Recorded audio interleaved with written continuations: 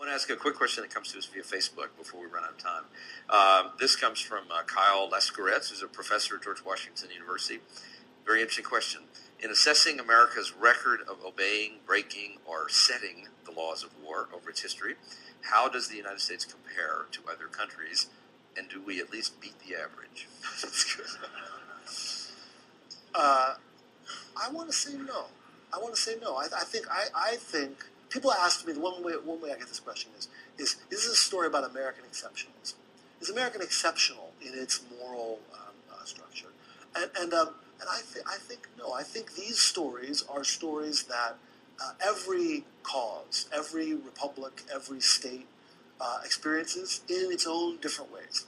What's exceptional about the American story is the outsized influence that the United States has had on world history the last 150 years.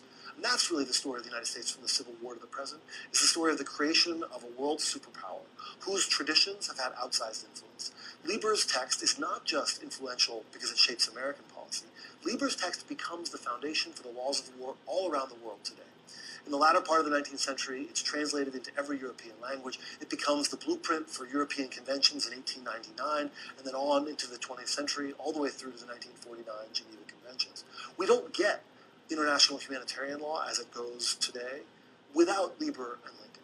That's the distinctive feature of American history, and the slavery's role in it is a distinctive feature. But American compliance, I think the United States finds itself with a lot of countries around the world in articulating a tradition and having a great deal of difficulty complying with it on all fronts. So I'd say no. I'd say this is a universal story with a distinctively powerful place for American